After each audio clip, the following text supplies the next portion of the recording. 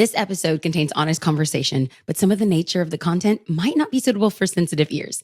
Listener discretion advised. Welcome back to Dating Bootcamp. This is day 3.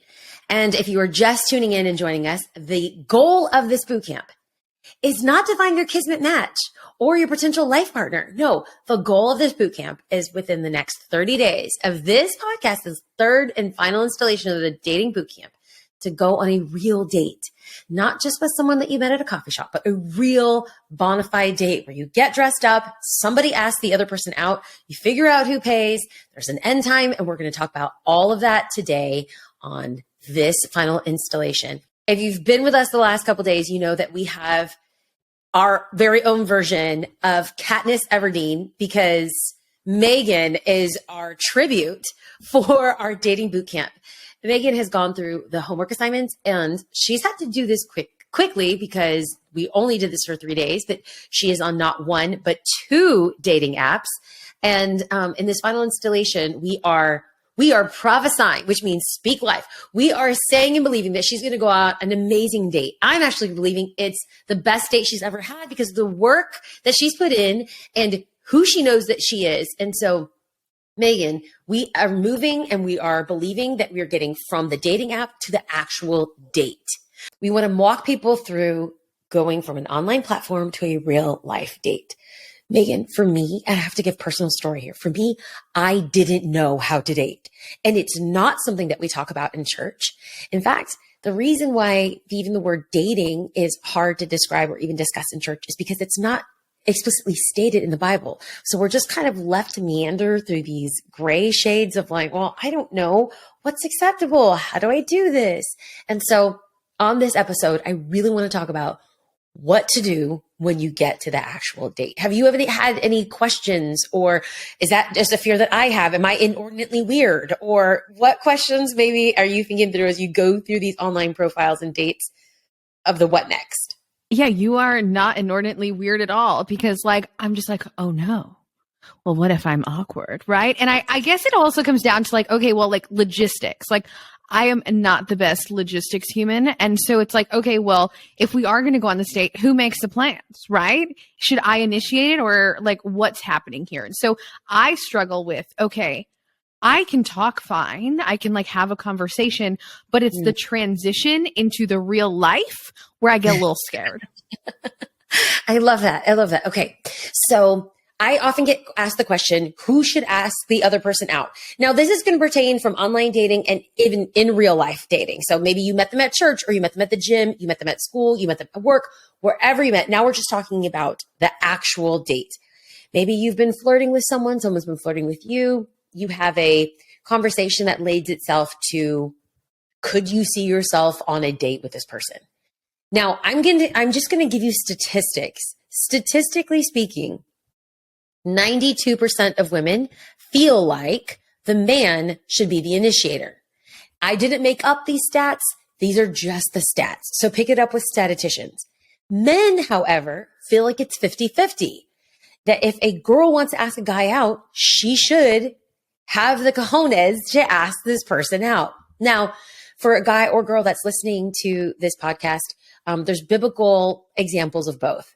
We have people that will question on whether or not a woman should ask a guy out. Well, Ruth laid at Boaz's feet and she said, put your blanket over me, which is an idiom for will you marry me? So she basically had a DTR with Boaz and she, in essence, proposed to him. She said, pick me or not, right? So, I mean, the verdict is out. Can a guy ask a girl ask a guy out? It's preference. For me, I really wanted to be pursued by a guy. So when I was even on the dating apps or even not on dating apps, just in general, I didn't ask anyone out. But I was doing some research and also watched a fabulous documentary on dating. And I think that whether you feel comfortable or not comfortable, Megan, let's say you're talking to somebody on a dating app or at church or whatever. Do you feel comfortable asking them out? Probably not. I mean, Okay. I feel like I would be okay to be like, hey, do you want to go somewhere after this?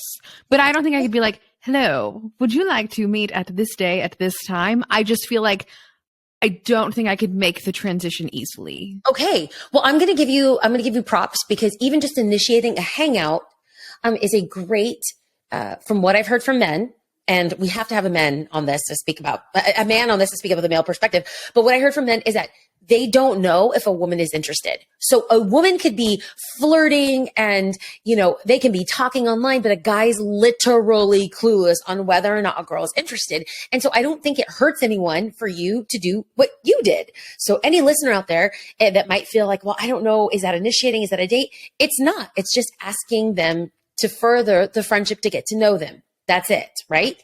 Now, if a DTR needs to happen, a DTR is defining the relationship.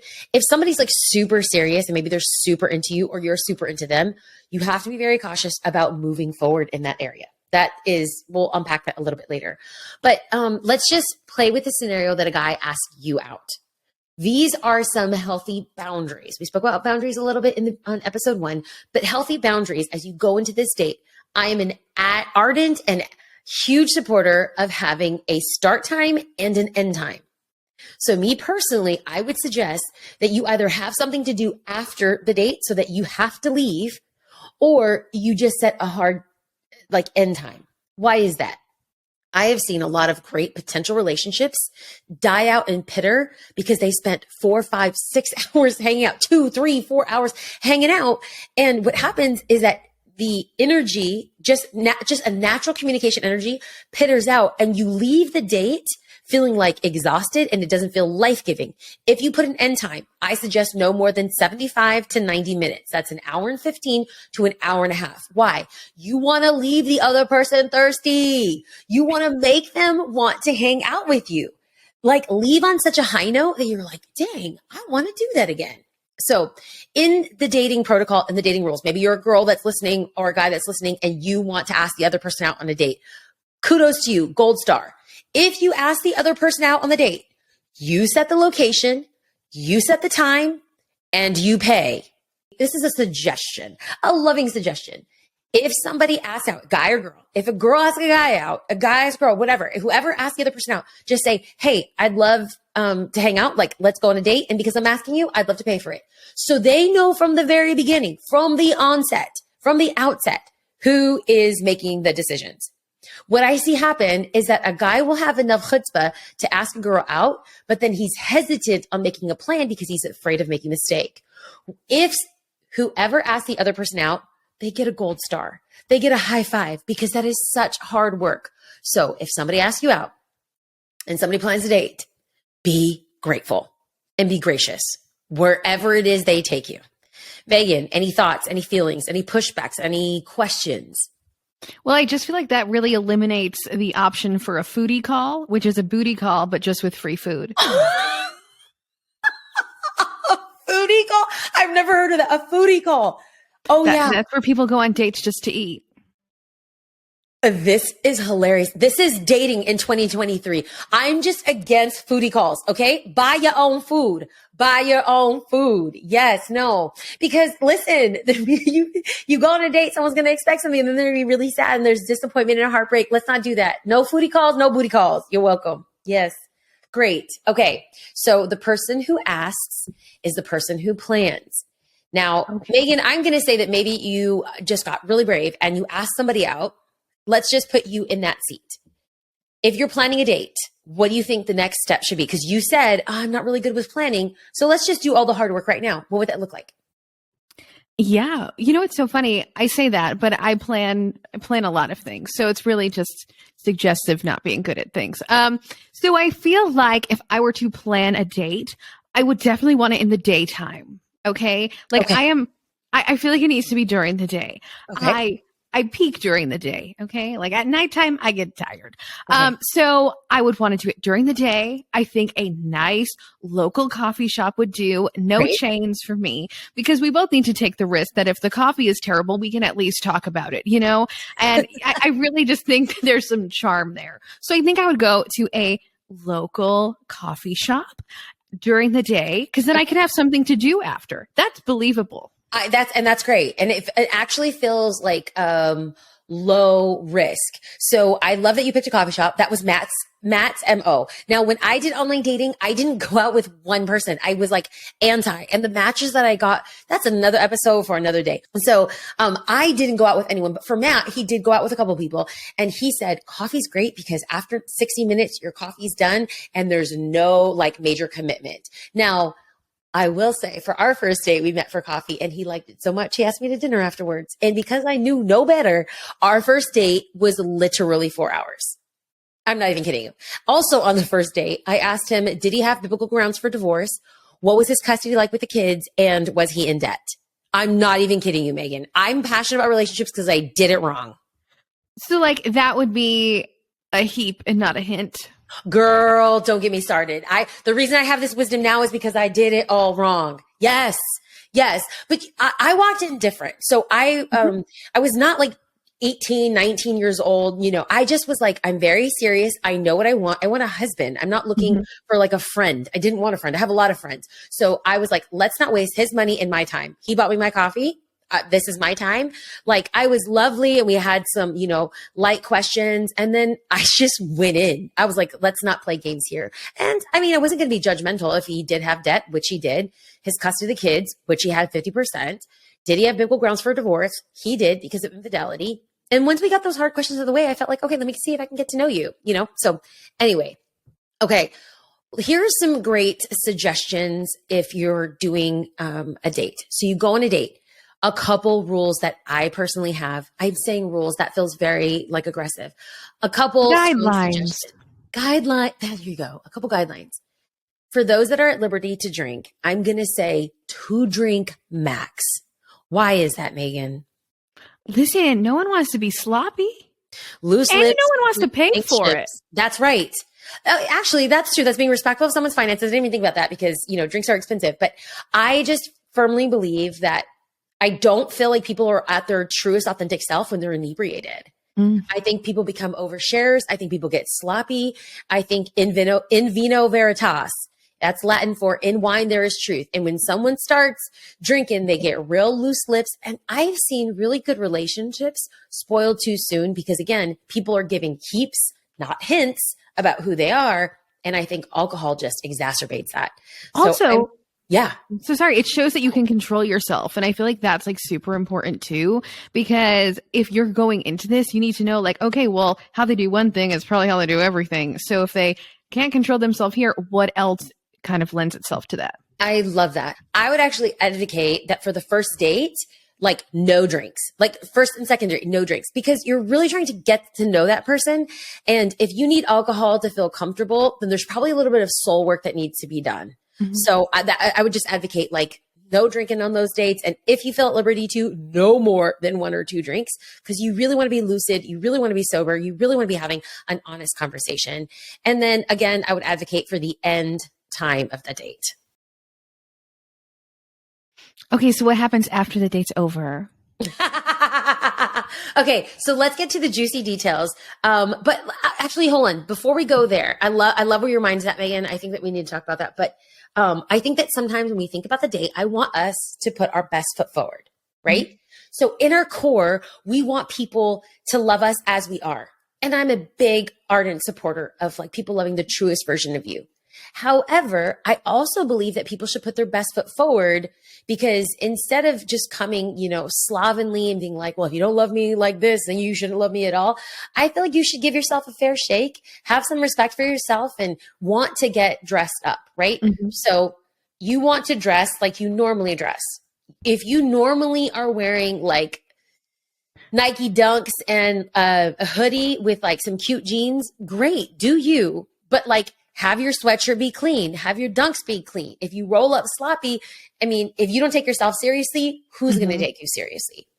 So I would also advocate to not look extra seductive because hints, not heaps. If you're going out with the pirate's chest or the pirate's booty and the treasure chest all exposed, like, I mean, that's just a lot. You're giving them a lot. You know, I feel like people should earn that, right? In that documentary, which was put together by a professor from Boston University, She said that after the 90-minute date, there should be no form of physical intimacy other than an A-frame hug. Now, for those that are not seeing the visual of this, I have like two hands coming together at the top to form like literally an A, like a TP. Why an A-frame hug? An A-frame hug removes any sort of sexual touch. So an A-frame hug is a non-sexual touch. A regular hug, both my hands are coming together, is a full frontal and you're feeling everyone's body parts. What happens in that is intimacy is formed. Now, this is from a non-religious professor from Boston University. They're giving us this data. There should be no physical intimacy. Why? Because physical intimacy clouds our judgment. So I don't think I've ever given an A-frame hug. Really? Yeah, I really no. Okay, so I've been around the practice for a while. So so side hugs and A-frame hugs are like how we do it. And like I am, okay, anatomically, I'm just a full woman and I'll leave it at that, right? So I can't give people full frontal hugs because it's like hugging Dolly Parton, you know? So I'm always like, oh, hi, Jesus loves you, A-frame hug or side hug, you know? It's like, so I'm very familiar with that.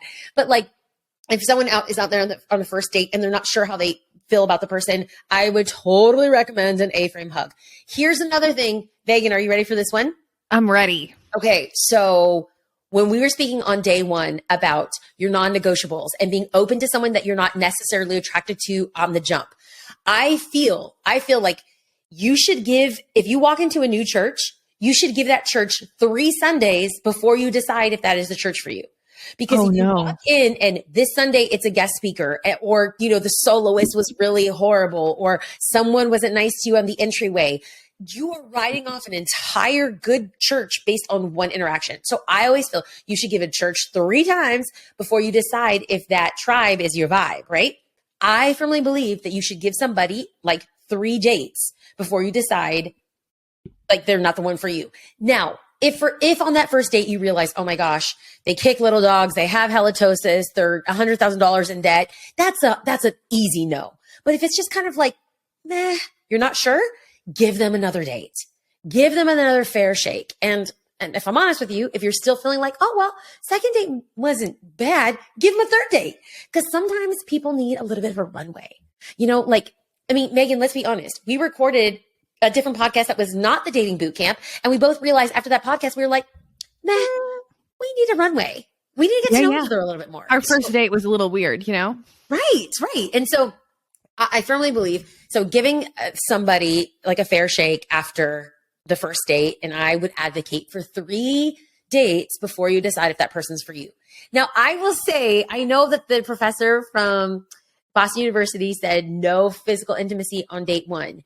I will say after our first date where I did everything wrong, like I was weird, I asked really pointed questions and our date was 4 hours. I left that date knowing that he was in debt, had dependents, and he was divorced. And I was like, oh my gosh, how do I get this guy to fall in love with me? And I was hoping that he would kiss me. And he didn't kiss me. And Megan, he didn't kiss me after the second date. And he didn't kiss me after the third date. And that's the one where I'm like, this is weird. Is he okay? Is he not into me? Like, is it me? What's going on? But on the 4th date, he went in for the kill. And I did the whole hitch thing. Like I went forward 90 and then he came 10, you know, seal the deal. Yes. So, I mean, no judgment if you kiss that person on the first date, because I wanted to kiss Matthew on the first date, but according to research, we should not. Okay. So speaking of kissing, what food should you avoid? Girl, this is such a good question. I'm so glad you're asking because it's not even about a breath thing, right? So if you're going on a date, which I love your suggestion of the coffee shop, I think that a coffee shop could be a really good first date. But let's say that you decide to order food. I think it's really important if you're getting to know somebody and you're having a conversation to pick foods that are not complicated. For example, if you do a salad with ranch, there is a high probability you're going to have white stuff all over your lips. Okay, so let's just be honest. If you order a hot dog, it's going to look sexual. You have to be so careful about the foods that you eat. So it's not just the type of food you eat, but it's also what's in the food. So if you're talking to somebody and your dish has lots of onions or garlic, guess what? You're going to have halitosis. You have to be mindful of that. If you're trying to talk to somebody and you're having a conversation and you order corn on the cob, guess what? You are picking it up and you're putting your hands to your mouth. Can you really have good conversation? So I would advocate picking food that you feel comfortable with, picking food that's very easy to eat and simple to eat, and picking food that doesn't have like a strong scent. Now, you don't know the other person. What if they have a shellfish allergy and you order like lobster or something? You have got to be really mindful about the food that you're eating. And if the goal is to get to know that person, are you ordering food that you can get to know that person with? Does that make sense? Yes. Don't put up another barrier, which is food. Just, Yes.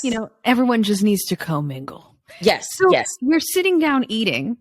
Mhm. What do I say to the person? What kind of questions do I ask? I love this. Sometimes my brain just goes blank. No, I love this. I love this. Okay. So one of the things I'm really passionate about is going in with an action plan. Now, I'm not saying that you should script out your date because it's never going to go according to plan, but I do think that you should have an arsenal of 3 to 5 questions that help you get to know that person. Very pointed questions, not like, what's your favorite color? And not super deep questions like, tell me about your past trauma. No, you're already in the 12-foot. Let's stay. Fill them out. Right. Roll in the deep. We're moving slowly into the deep. We're doing this together. So I would have like an arsenal of a couple questions. Like, tell me something that you really enjoy about your job or what you do. What does that give you a peek into? Are they satisfied with their job? Do they find fulfillment in it? Maybe there's something funny in there. You can get to know about the relational collateral that they have with their family by asking a familial question. What's one of your favorite memories that you have with your siblings? And then that'll tell you instantaneously if they have a good relationship with their siblings, because then they'll say like, oh, we don't really talk. And then you could choose to maybe go from the 2 feet to the 3 feet, but don't go from the 2 feet to the 10 feet and tell me about your childhood abuse. Like, no. We slowly ease into that. So I think having questions prepared to get to know someone, being mindful of you listening and them listening. So if they're only talking about themselves, like that is something to note. And sometimes this is why I think I keep on going back to having multiple dates, is that sometimes people are nervous on their first dates and they feel comfortable talking about themselves. And so they talk about themselves, but they don't know how to pause and listen. So if somebody is talking about themselves a lot, but you're still very interested in them, think about something you could say about yourself that gives them a clue about yourself and then see how they respond. I definitely don't think it's the time for you to be like, God, you're so obsessed with yourself. Why aren't you asking me about myself? But sometimes it's just they don't know better. But when you know better, you do better, right? So you can model it. Tell me about yourself. And they tell about their best friend. Amazing. I remember going on a trip with my best friend and I had a similar situation. And so you're volleying the conversation. Now, with that being said, you can't be the one that's solely responsible for the conversation. Because if you're lifting the conversation the entire time, you got to ask yourself, is there chemistry between this person? You might be physically attracted to them, but is there emotional chemistry, sexual chemistry, and spiritual chemistry between you? Yeah. Okay. This one I'm really bad at. And so I really do need I need you to put on your truth hat. Okay. How do you stay mysterious? Because it is my least capable quality. I just have no mystery to me, and I just would love some helpful tips on how to remain mysterious.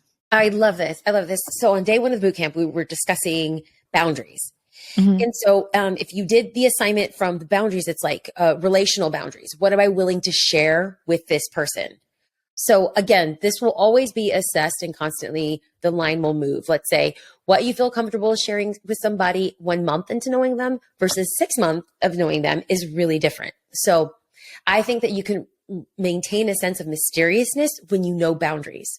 So what are the things that I'm not going to talk about until I feel like I can trust this person with it? So what happens on these dates is there's great chemistry. There's great physical chemistry, spiritual chemistry, emotional chemistry, sexual chemistry, and we feel like we can go deeper. But then that removes the mystery. I'm a huge advocate of leaving a sense. I mentioned this earlier. Make them thirsty. Make them want to hang out with you next time. Give them a clue. I was actually at the gym and I was working out with my workout partner, and there's this guy that's interested in her. And they broke the cardinal rule. They hung out and their date went far too long. He had asked a very pointed question. And I was a little bit taken back by his question. And I said, well, what did you say? She's just like, well, I kind of answered it, but I was really, really taken off guard. And I said, listen, the next time that he asks you a very personal question, you say, I only share the information with my boyfriend. What did you do? You set your boundary. And you made him thirsty to be your man, okay? Inquiring minds want to know, but you're the one that has the key to the vault. You owe no one your personal information unless you trust them. So I think that possessing a sense of mystery doesn't necessarily mean like, look into my eyes and let me enchant you.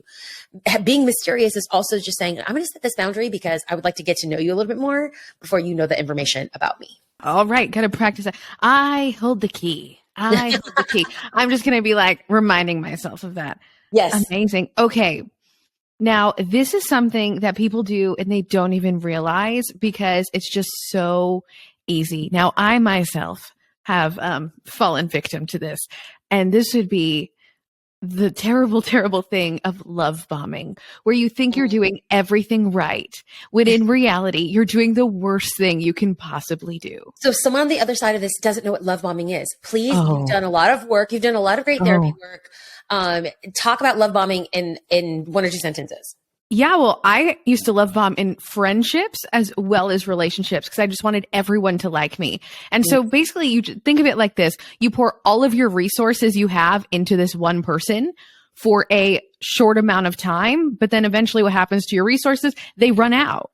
And then you have nothing left to give. And you have shown them all of your love. You've shown them all of your cards. Yeah. And now you both just know everything about each other. And it's been a week and a half. Yeah. So what have you learned? Okay. So how do you prevent yourself from love bombing? Because there's someone on the outside. There's someone listening that is hearing this term for the very first time.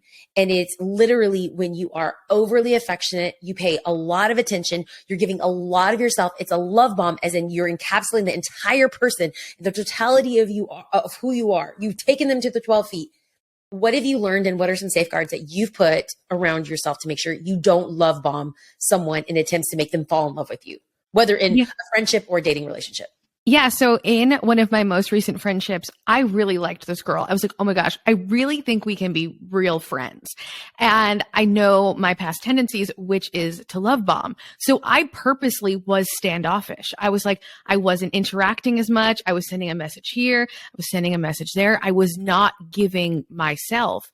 And we were like 3 months into like becoming friends. And I said, hey, I just want you to know, like, I like you, which is why I'm not over interactive with this relationship. And I'm so grateful I did that because it was showing me like I know my past tendencies and now I know how to take this thing in a slow fashion. And guess what? She wasn't like, well, I'm never talking to you again. She was like, thank you so much for respecting me and this boundary that you set. And so for me, it's just, you need to know what you're doing in order to do better. And so I was like, hey, I know what I did last time. So let me take it slow and let me take this one step at a time. And I think that there's beauty in each step. So I love that. I love that. Okay. So you're aware of tendencies, which I think goes back to day one. What are you aware of? Are you ready to date? Are you in a good place to date? Are you emotionally ready, physically ready, financially ready, and spiritually ready to step into this? So let's go to the very end of the date. We already spoke about kissing. I mean, there's no judgment. If you want to kiss the person, like, and it works, listen, I mean, it's between you and God. But if you are interested in pursuing a second date, I would encourage you, you don't have to be as direct as I'd love, are we going to do this again? But I think that there's ways that you can hint your interest, because sometimes the person who asks you out just needs like a nudge, just needs to know, like, I'm into this. I don't know if you're into this, but even as simple and non-awkward as like, this is really fun. I had a lot of fun. If you had fun, I'd love to do it again. So I'll send you an email. I'm sorry, what? I'll send you an email. I'm going to go with email. Email is a power move. The more I've been thinking about it, I'm like, this is a power move. I told you, right? Because it gives, that to me feels like mystery. You just ask the mystery question. You don't have access to my phone number. No, you have access to my email. And guess what? I have 2 email accounts and I will give you the generic one. I will not give you my personal one. That is mystery and that is power and control. So you're welcome. You're welcome. Okay. So, this is one of the things that I've loved about this entire process is I am passionate about relationships. I wrote about it in my book, How to Have Your Life Not Suck. We're currently in a series at the Father's House entitled Boundary Lines, how to keep the good ones in and how to keep the bad ones out. And these resources, also some dating series that we've done at church, are going to be linked into the show notes. But I actually have a PDF and some videos on dating specifically. It's a free resource that we want to put in your hands, and it's entitled Love Is. If you want those videos and you want that PDF, you can go with it for your friends and give some more practical insights and short little snippet videos on things that I've learned in the process, from the dating equation, from a biblical understanding of love and sacrifice. That is at my website, biancaolthoff.com/love. The link will be provided in the show notes. Megan, I just want to say you have been the guinea pig of this series. I'm grateful for you. And you want to know something? I am wishing you the absolute best. You have, girl, starting today, you have 30 days to go on a bona fide date. And I believe it's going to be amazing and fun. And I'm nosy now. So we have to do like a follow-up episode to see, did you go on your date? And if so, how did you do? I know that we discussed the possibility of doing a sextapode, but because of Gentle Ears and the network that I'm on, that's not allowed. However, at the Father's House, Orange County, we are not afraid of going there. So we are going to go there in our Boundaries series. And I'll also link here to YouTube where a talk that I did specifically on sex. But Megan, I appreciate you. I love you. I'm for you. And I believe that we're going to see how the Dating Bootcamp benefited your life. It's time for me to go on a date.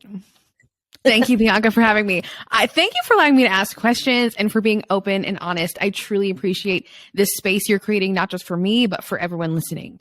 These are conversations that I wouldn't have normally had with someone who is religious, and I have with my therapist, but like at the end of the day, you need to have more conversations. You need to get other people's opinions and other people's expertise just so you can show up better. So thank you for that. Love you. Appreciate you. Thank you so much.